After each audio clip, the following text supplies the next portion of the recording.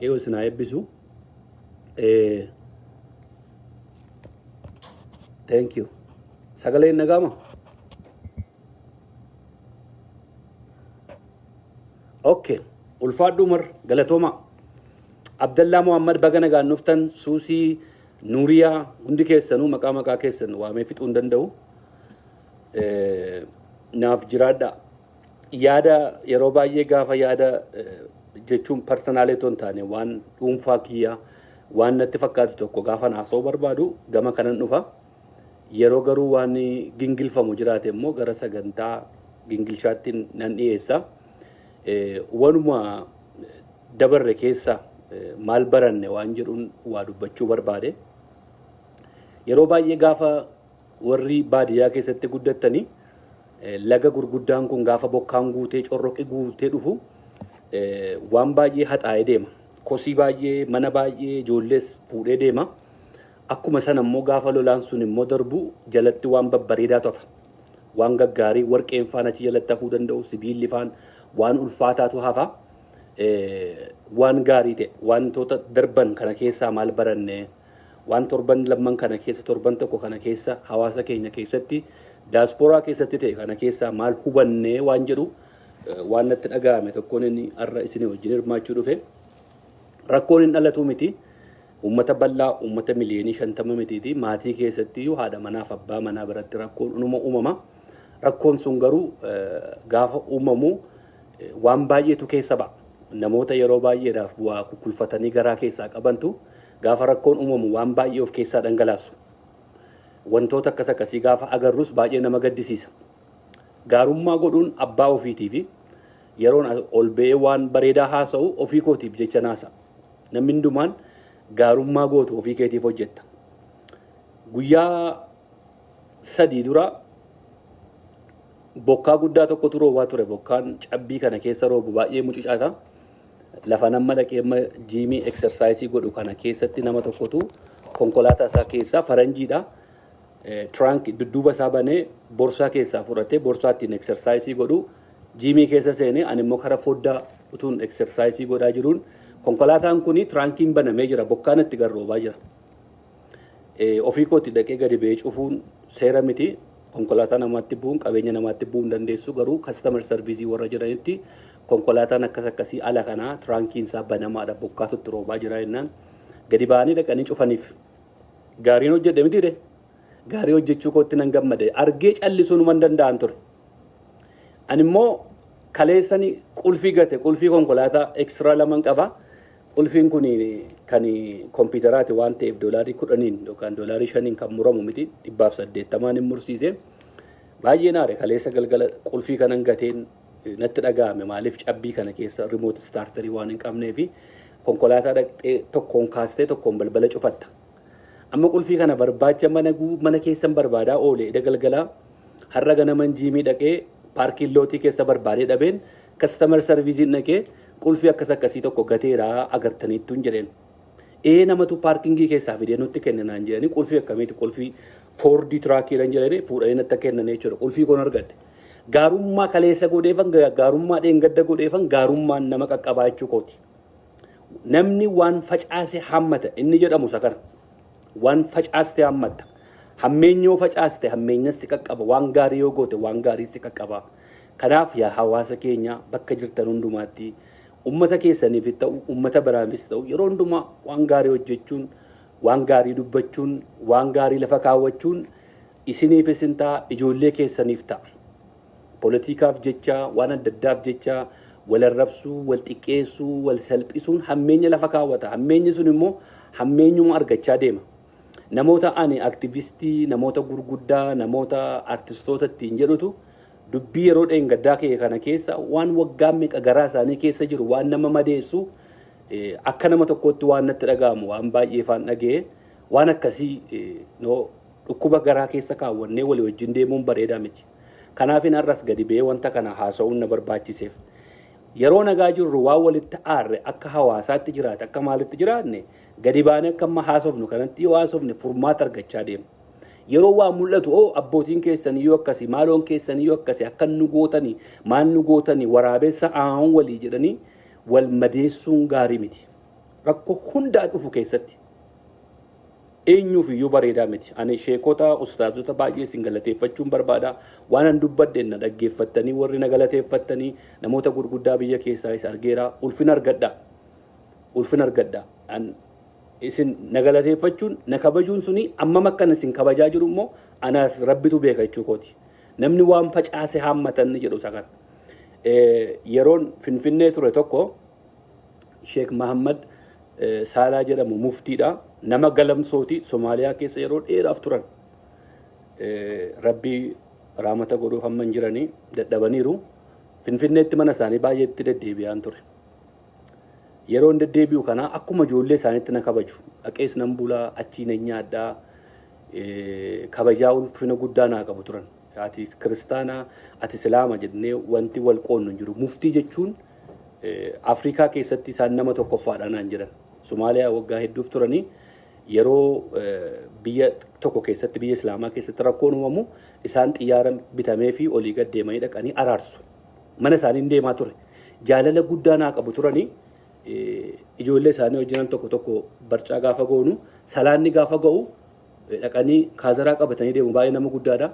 Balbala bananii faa ijoolleen salaataaf fiigu ana qofaa koofaan ta'a. Si waaqeffata naan jedhu anaan jedhan ijoollee waan bishaan fidaa fi shaayii fidaa fi naan jedhanii kabajaadhaan na kaa'aa turan. Ati kiristaanaa deemi manaa bahi naan hin jedhe. Isaan faatu na keessatti waa kaa'ee darbe. Innaan gaaf tokko natti kaasan waa'ee amantee innaan muftiin jedheen namni baay'ee waan adda addaa anatti maa naa galuu dide waa'een amantii kun innaan ijoollee jedhan ijoolleedhaan. Quraana afaan Oromootiin barreeffame bitaa kennaa fi gurbaa kan akka obboleessa keessaniitti ilaalaa. Finfinnee keessa rakkoo keessa ture waan ta'eef yeroo inni dhufu nyaata kennaa fi Oromoo akka keessaniitti jedhanii ijoolleetti himanii jechuudha. Akka tasaa ta'e quraana sana kan afaan Oromoon barreeffame argachuu hin dandeenye jaalala sanatu na keessa ture. Namooti baay'een gaafa muftii jedhu hin beektu taata nama isaan biratti jaalala sana keessa turree abbootiin keenya ammoo waan isaan nu barsiisan egaa nama abbootiin jibbiinsa namni nama barsiisu hin jiru. Abbootiin kamiyyuu jibbiinsa nu barsiisu. Jaalala na barsiisan muftiin. Isa fuuldura yeroo biyya keessa turre yeroo dargiin ture ijoollee xixiqqoo turre magaalaa Kobor keessatti manni foonii kan kiristaanaa hin jiru kan islaamaa duwwaa ture. Gaafa ayyaanaa duwwaa ture kan kiristaanaa osoo maatiin kiyya gara musliimaatti hin dhufin dura foon islaamaa hin nyaannu. Yoo nyaatteen xammaqamta. Dhowwaa ture. Bara dargii keessa ilaalaa. Foon islaamaa nyaachuun akka nama du'eeti. Foonni foonuma sangaan sangaadhuma magaalaati kan qalees nama nuti beennudha. Erga addi bilisummaa Oromoo garuu biyya keessa galee 91 asitti amma gaa warri immoo kaalkuleetii godhee waggaan namicha kanaa meeqa naan jettanii immoo itti dhiphattanis jirtu 44 ta'ee hin jedhama. Addi bilisummaa Oromoo isa biyya galuu nu dhowwe. Foonni foonii nuun jedhe. Foon islaamaa waan jedhamu hin jiru, foon kiristaanaa waan jedhamu hin jiru. Sangaan sangaa biyya keenya sanga Oromiyaati. Kan qalbi jirus nama keenya. Kanaafi isa kanaan dura ati islaama ati kiristaana jedhanii addaan nu baasan sana nurraa cabsee sirba nu oofaatu dhufee nurraa cabsee kanaafi abbootiin keenya kana nu barsiisanii kana baranne abbootii keenyarraa amantiin akka wal kabajnu baranne kashalabbeen iddoo adda addaa keessa hin jirti. Kanaafi corroqi sun akkuma dhufee yaa'u wantoota namoonni kakka'aniitu keessa namaa madeessa waan ta'eef gara fuula duraatti waan akkasii kana maal gochuu qabna. Rakkoon har'a uumame boris uumamuu danda'a, iftaanis uumamuu danda'a. Maaliif namoonni rakkoo okkora uuman, namoonni bitaman, namoonni saba kan addaan diiguu barbaadan, addaan nu qooduu barbaadan har'as jiru boris hin dhalatu. Garuu nuti wal hubachuu qabna. Rakkoo sana duwwaa irratti xiyyeeffannee rakkoon sun furmaata akka argatu irratti hojjechuu qabna malee wal madeessuun gaarii miti. Waan waggaa meeqa garaa keessaa qabnu, waan waggaa meeqa itti rakkachaa turre, namni garaa keessaa waa qabu yeroo hundumaa namni dubbii nyaatu fuulli isaa gammachuun qabu. Dhukkubaan rakkata. Gaastira coggaarraa maaloo doktoroonni isin ibsuu danda'u kana. Dhukkuba adda addaatiin rakkata. Namni garuu waan qabu waaqayyoo na galatu nama nagaa fayyaa kiyya. Dhukkuban qabu rakkoo tokko qabu. Maaliif nagaadha yeroo hundumaa waan natti dhaga'ame gadi baannee dubbanna gadi ba'een haasaa dhaaba kamirra rakkoon qabu yoo rakkoon jiraate yeroo dhuma sana gadi ba'een haasaa gadi ba'ee irraa dubbanna waan kukkulfannee garaa keessa kaa'anne gaafa waan tokko duriyyuun beennaa misi warra akkasiitiin abbootiin keessan kana maaloon keessan kana jedhanii inni kun nama madeessa waan akkasiirraa of eeggachuun baay'ee barbaachisaadha waan akkasiirraa yeroo aarii keenya tasgabboofne akka waan kana dhageen of tasgabbeessee guyyaa 2-3 ofiif kenne waan kana irratti yaada kennachuudhaaf gadi ba'e akkuma sana akkuma aareen hoon gadi ba'e haasa'e maaltu ta'a rakkoo biraan fidaa jechuudha al tokko waan miidiyaa irratti hin baane tokkoon isinitti hima Kadir Martuutu sirba faarfannaadhaan hojjete yeroo 2-3 hojjete ani gaasa booddanaa duwwaan beeka faarfannaa fuudhee sirbatti geeddare ani hin beekun ture faarfannaa ta'uusaa fuudheedhuma waan kana YouTube irra kaa'ennaan YouTube irra kaa'e obbolaan keenya paasteroota faarfattoota baay'eetu natti dheekkame wanti kun ta'e miti keessumaan furmaata argachuu qaba namni kunis dogoggorri kun immoo please hamma dandeenyetti hin tasgabbeessina hamilee nama kanaas ayeennu gara biraatti hin deemi wanti kun jedhan qabbaneessise jechuudha akka nama tokkotti gadi ba'een dubbanne wanta kana YouTube irra kan kaa'e ana waan ta'eef ati akkamitti tuubeettu sagalee waaqayyoo tuubeettu waan akkasii kana hojjetta faarfannaa sirbatti geeddarame sit akka godheenaan jedhanii dhiifama gaafadheen faarfattoota kana lallaboota kana paasteroota kana dhiifama nu godha utuun beekin godhee garuu ta'uu danda'a garuu nama jibbiinsa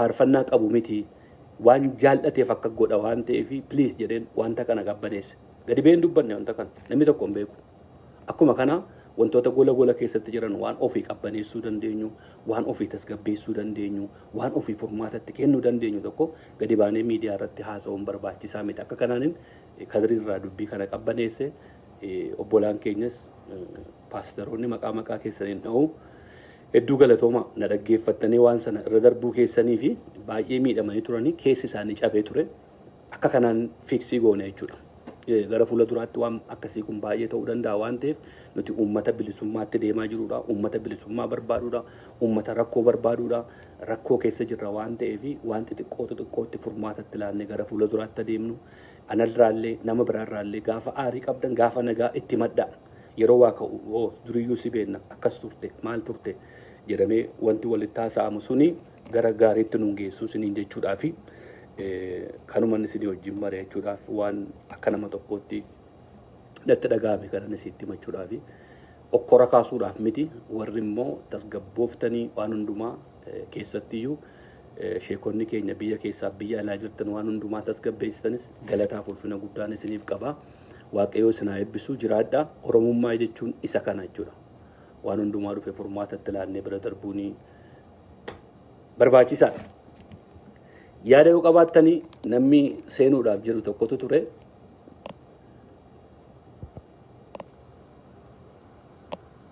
daqiiqaa tokko lama yaada keessan isinirraa fudhadheen goolabaa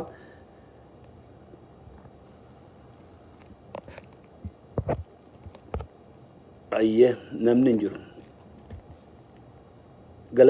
galatooma isinis ulfaadhaa sagantaa gingilchaa 98 immoo qaanqee shoo irratti wal agarraa yoo dandeessan qaanqee shoo irratti sabskraaybii godhaa Dooftor jirtu yaada qabdu Dooftor eessaanis hin galchuu invitation natti ergiga okay nama waaqayyoo kanarraa immoo waa dhageenya isinitti ergeera kanoo Dooftor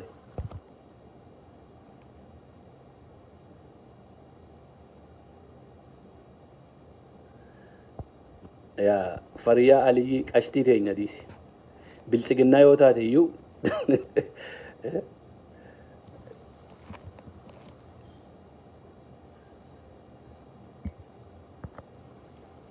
isini ergeera Dooftor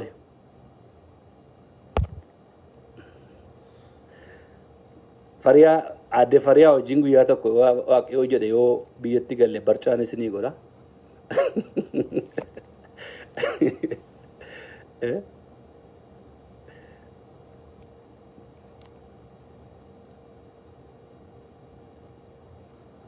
ani kiristaana wangeela Yohaannis boqonnaa 16 lakkoofsa 4 irraa karaanis dhugaanis jireenyis isa jedhu sana fudhadheen jira Garuu haadhaaf abbaan koo immoo musliima. Akkuma kiristaana jaalladhu kabajuun musliimas nan kabajaa. Gaaffii naman na gaafate. Ati kiristaana moo musliima naan jedhee. Waaqeffataa jedhee of hin sobu, musliima jedhee sin sobu kiristaana. Egaa sirbituun mootummaa Waaqayyoon dhaaltuu naan jedhaniiru ani immoo numan dhaalaa jechaan jira. Maaliif namichichi inni yeroo Yesuus fannifame sun cinaatti fannifame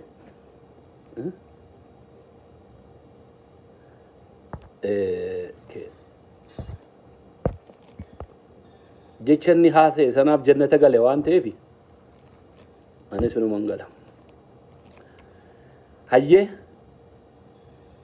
akkamitti akka galchan hin dhabe dooftor kunoo isin ergeera invitationii.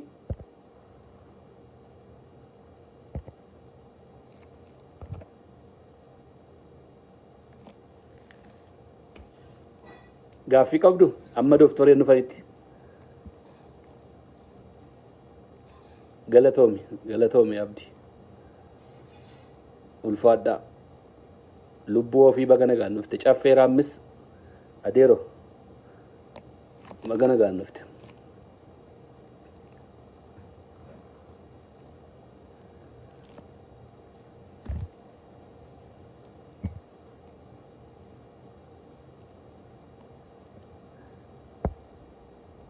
Badiruun ati nama addaatii naan jedhe tarii amala kiyyaan nama addaan ta'a malee akkuma keetii Oromoodha. Akkamitti akka godhanii walii wallaale dooftor. Invitationii si ergeera.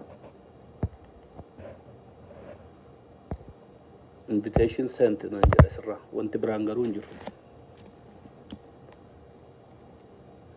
Gaaffii yoo qabaattan gaaffii lamman tokko isiniifan deebisa. Amma dooftoreen isinii dhufanitti. Dooftoreen immoo waa'ee cabsaa isin barsiisu. Ameen. Daaqaa morkii galatoomii. Daaqaa morkii immoo isatu na babbareecha. Yeroon gingilchaa hojjedhu kan na tottolchu isa. Warri magaalaa Edmonton jirtanis bira dhaqaa. Tajaajila bira argattu. Ulfaadhaa.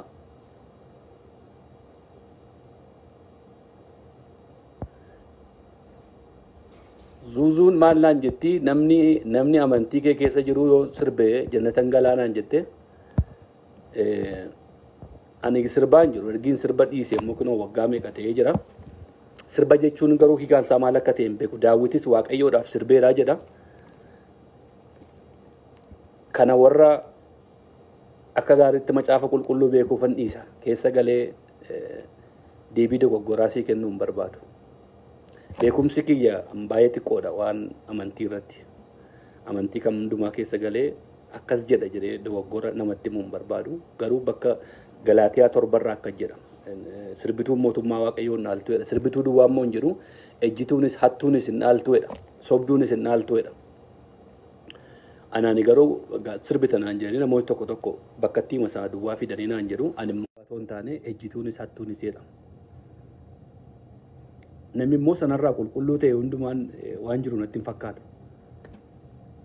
Kijibduu jira, sobduu jira, hattuu jira. Egaa moo jannata kan galtan immoo gaarummaa keessanii otoo hin taane maaliin jedha? Araara Waaqayyootiin jedha.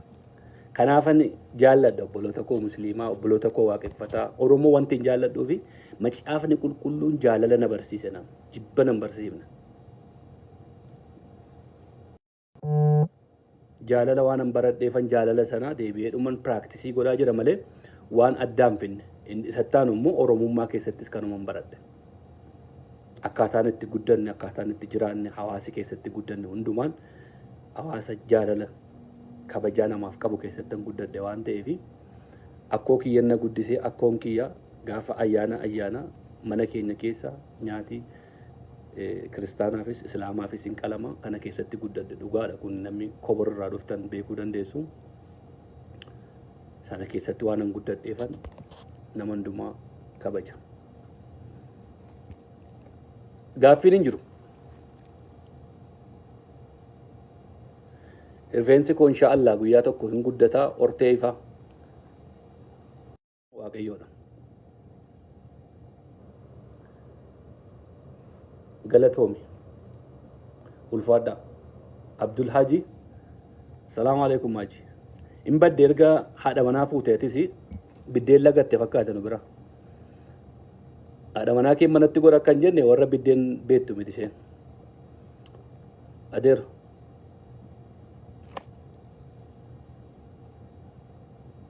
Gaaffiin hin jiru. Gaaffiin qabu nama summii kana. Sun irratti hojjetamaa jira. Irratti hojjetamaa jira. Sunis immoo abbootii seeraatiif dhiifna. Abbootii seeraa jira. Abbootii seeraa Oromoo Lawyer Association jira waan ta'eef isaaniif dhiifna. Abbaa seeraa mitanii uummata tasgabbeessuu, uummata keenya cinaa dhaabbachuu, uummata keenyaaf sagalee ta'uudha wajjin koo abbootii seeraatiif dhiifna sana abbootiin seeraa irratti hojjetu.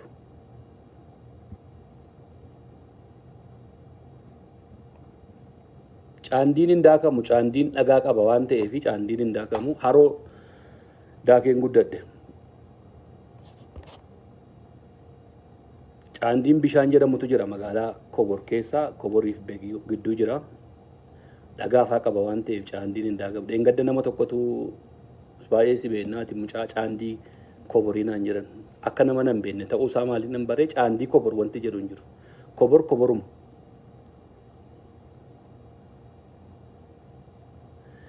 Dhiifama naa godhaagaa dooftooree seenuu hin dandeenye xumuradheera yaadan fudhadhee dhufee yaada koo keessatti yoon dogoggore na of galchaa yaada mataa kootiiti yaadi kun eenyuun iyyuu ni ilaallatu yoon isin aarse anumaan na komadha yoon isin gammachiises anumaan na galateeffadha.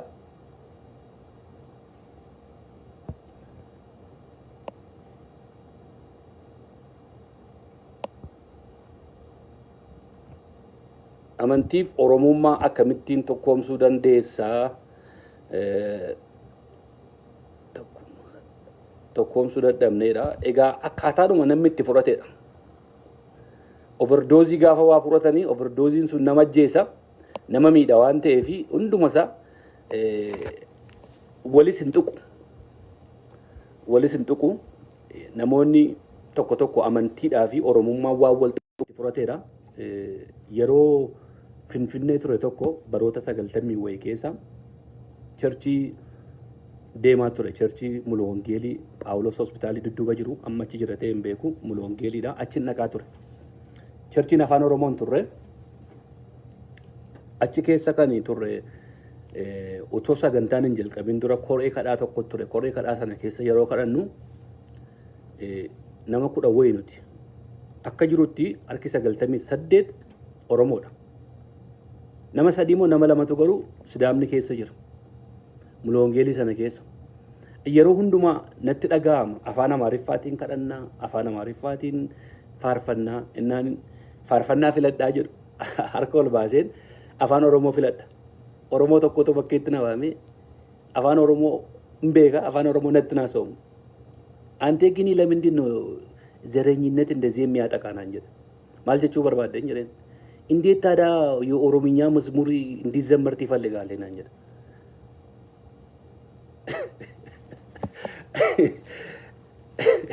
ዘረኛ አጠቅ ያቁ አንዘረኝነት ይጣመት አፋን ኮቲን ዋቀዮን ገለቴፈቹ በርባዳ እንጀ እንደዚህ ጸሎት እናደርግላለን ይሄ ካንተ ውስጥ ኦሮሞ ደበራ እንደከስና እንጀ waaqayyoon galatu cherchiin Mulu Wangeelii sana keessaa naannoodhuma paasteriitti kan afaan Oromoo jalqabe sana dhiifnee kan afaan Oromoo dhaquutti deemne jechuudha. Namoonni tokko tokko overdoozii gaafa amantaa kana fudhatanii Oromummaa isaan jibbisiisa.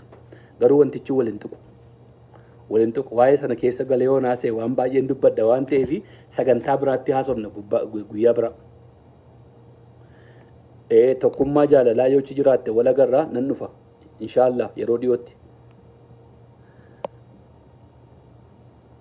Okay, lakkoofsi kiyyaa galatoomaa ulfaadhaa nagaan jiraadhaa amma gaan namooti gaggalaa keessaa babba'aa jiru anis lafa hojiin deema.